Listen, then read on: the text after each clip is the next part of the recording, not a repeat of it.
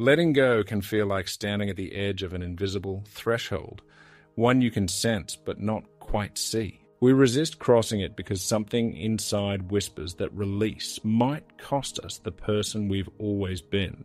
In this episode, we turn to the Buddha, a figure who understood why the mind clings so fiercely to what hurts us and why surrender feels like a personal unraveling. Together, we'll explore the emotional weight of letting go, the psychology behind identity loss, and how small acts of release can quietly rebuild the self from the inside out. There comes a moment in every life when you realize you're holding on to something that no longer holds you.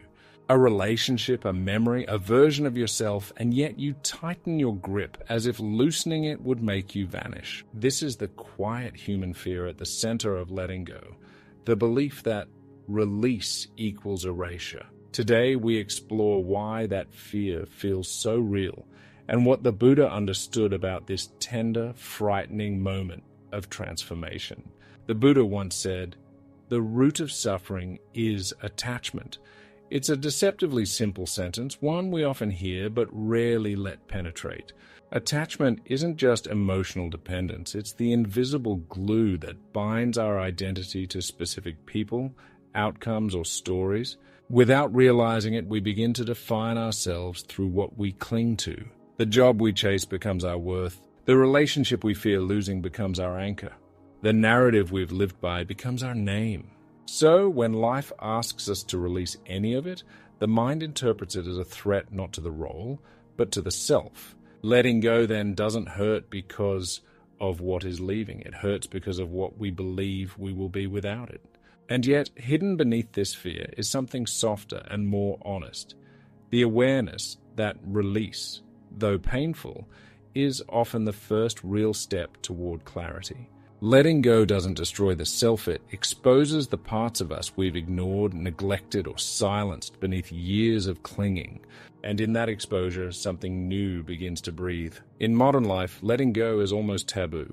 We're taught to fight, to persist, to endure, to never give up, as if releasing something were a moral failure rather than a natural moment of change. We accumulate layers of identity like armor, believing that the more we carry, the more substantial we become. But over time, this accumulation becomes heavy. We cling to friendships that have already drifted, goals that no longer energize us, and versions of ourselves that were built for chapters long since closed. We hold on even when the holding shapes us into someone tired, conflicted, or detached from who we truly are. The problem is not that we cling, it's that we've been taught clinging is safer. Letting go feels like stepping into a void with no guarantee of who we will be on the other side.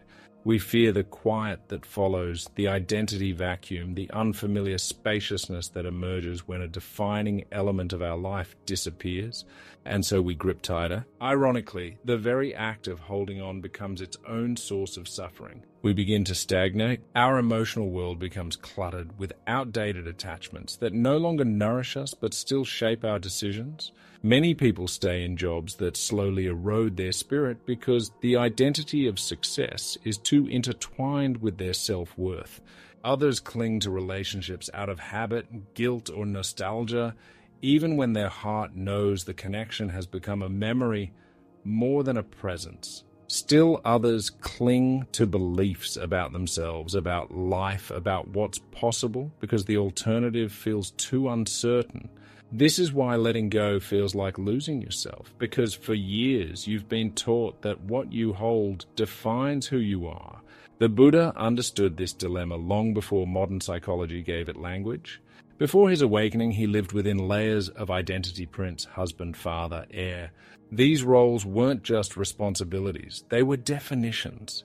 Leaving them behind wasn't a simple act of renunciation. It was a confrontation with the fear that without those roles, there might be nothing left. In this way, the Buddha's own life mirrors the internal struggle we face today, the quiet terror that freedom might mean emptiness. He taught, all conditioned things are impermanent.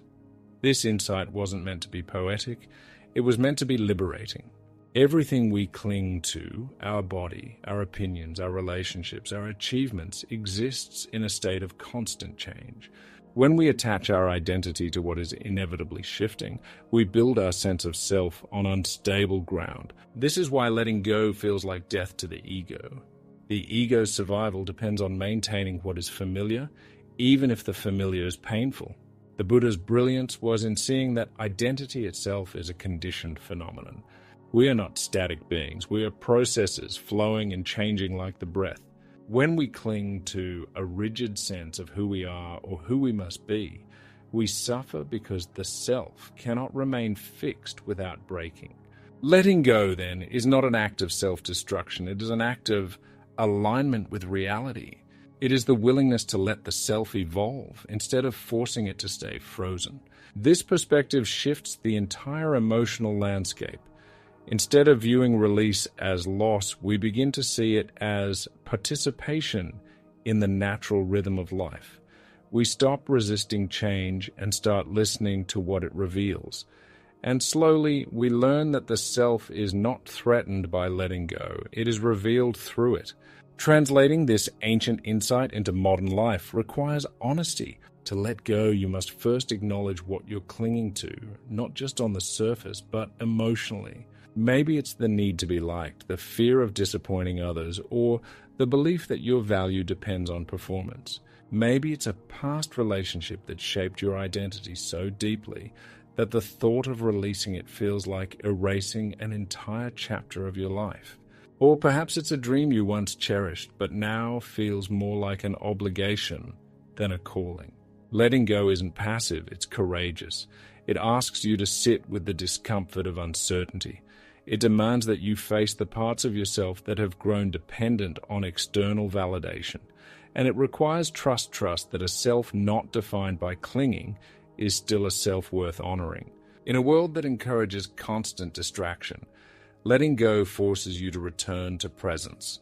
When a relationship ends, it is tempting to fill the space immediately, to avoid the vulnerability that rises in the silence. When a career path stalls, it is tempting to numb yourself with busyness, pretending that change isn't calling. But the Buddha's teaching invites a different approach. Pause, feel, listen. Allow the old identity to soften instead of forcing it to stay intact. Modern life presents countless examples of subtle clinging.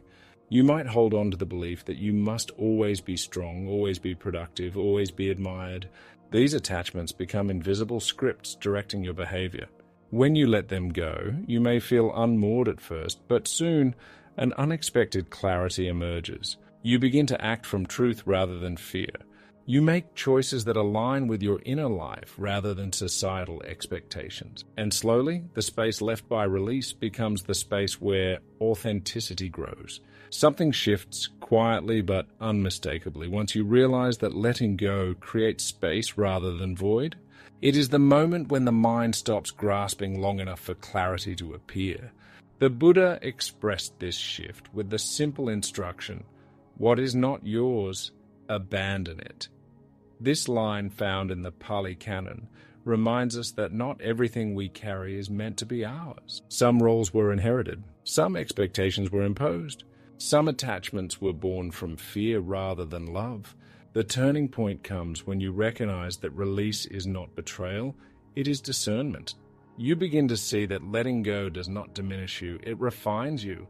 The self that emerges afterward is not empty but spacious, not lost but found.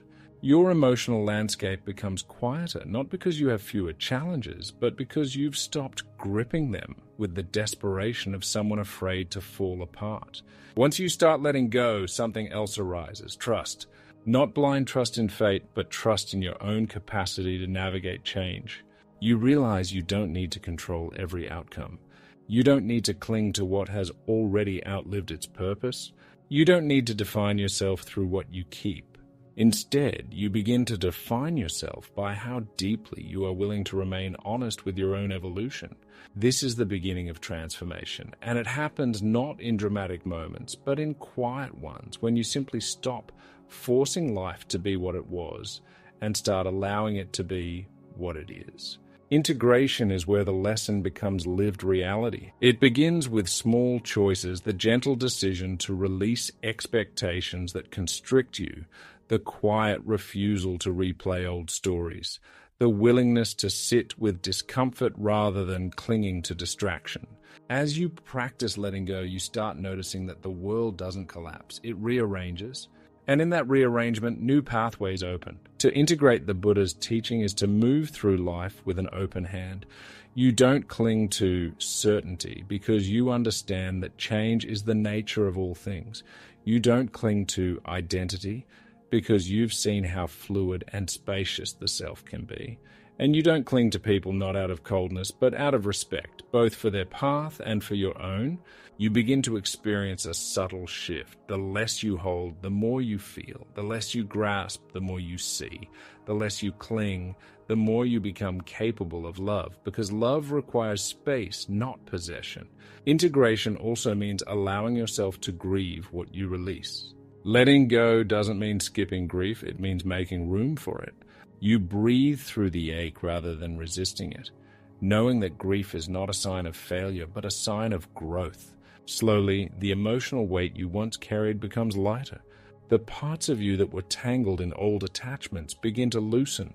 You begin to trust the openness that emerges, and in this trust you discover something essential. The self is not fragile. It is expansive. It grows through release. It matures through surrender. It strengthens through stillness. At the heart of letting go lies a profound truth. You do not end when something ends. The Buddha captured this with the reminder, nothing is permanent. This was not meant to provoke fear, but to offer peace. When you stop trying to freeze life in place, you stop fighting the natural rhythm of existence. You realize that endings are not failures, they are transitions. And what feels like losing yourself is often the moment when the truest parts of you finally have room to come forward. Letting go returns you to a quieter kind of power, the power to stand without needing everything around you to remain the same. It teaches you that you are not defined by what you cling to, but by the presence you bring to each moment. And it shows you that identity is not something you lose. It is something you uncover layer by layer as you release what no longer reflects who you are becoming. When you look back, you may notice something surprising. The parts of your life you feared losing were never the source of your worth. The worth was always yours. Letting go didn't strip you of identity. It stripped you of illusion. What remains is a self that is quieter, steadier, and more aligned with truth. So when life asks you to release an expectation, a relationship, a past version of yourself, remember that letting go is not disappearance. It is an unveiling. It is the gentle return to a self not defined by attachment, but illuminated by presence. Every release is a return, every ending a doorway. If this gave you something to think about, subscribe for more videos like this.